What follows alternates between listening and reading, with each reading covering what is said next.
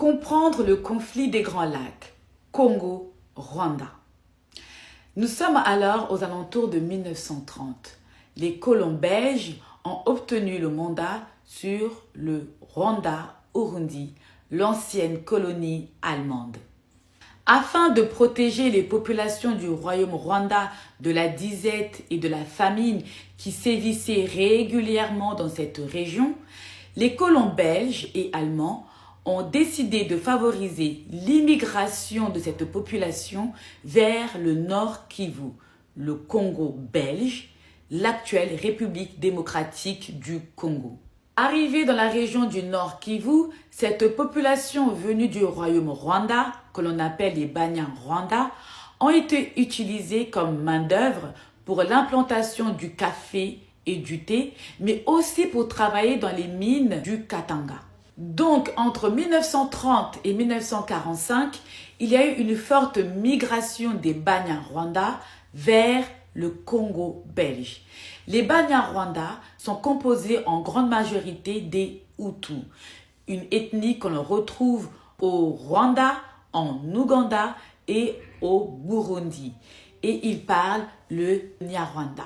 Malgré cette forte migration des Banyarwanda vers le Congo belge, l'équilibre était respecté entre les Congolais autochtones et cette population venue du royaume Rwanda.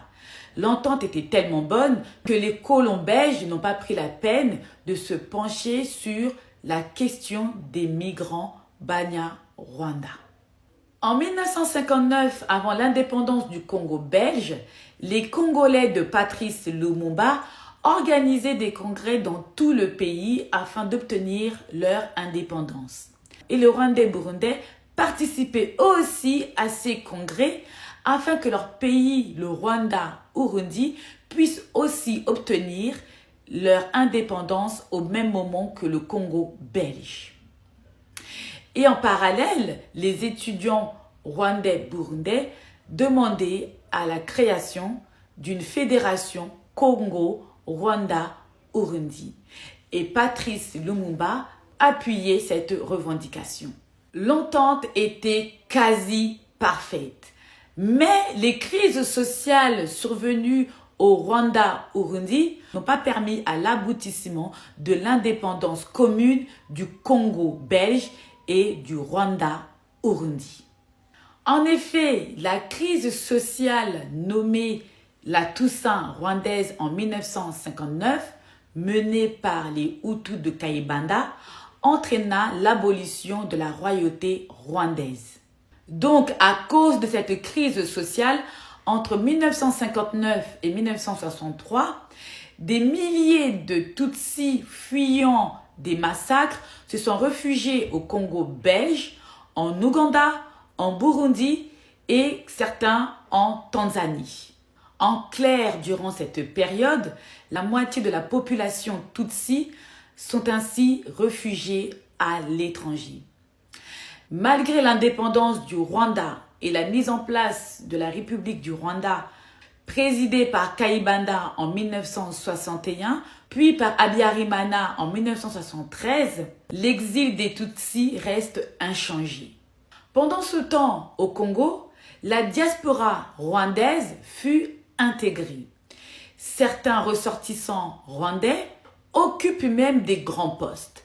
Exemple, Barthélemy Bisengimana. En effet, M. Bisengimana occupait le poste du directeur de cabinet de Mobutu.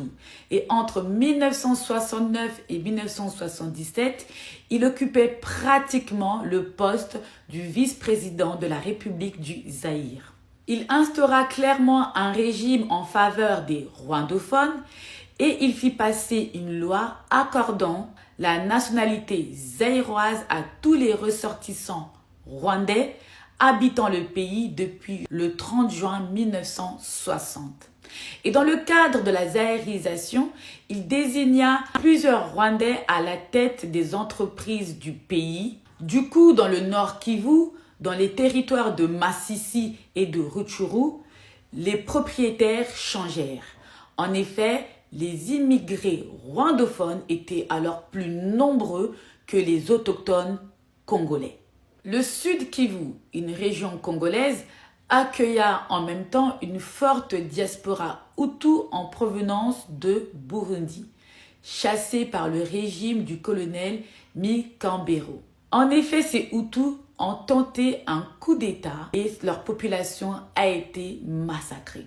La contre-attaque en 1972 des Hutus pour venger les victimes de 1969 au Burundi entraîna l'assassinat des élites Tutsis. C'était un véritable carnage. Le conflit Hutu-Tutsi fit des milliers de victimes, ce qui entraîna une nouvelle fois des réfugiés Hutus et Tutsis vers les pays voisins, et notamment le Zaïre de Mobutu.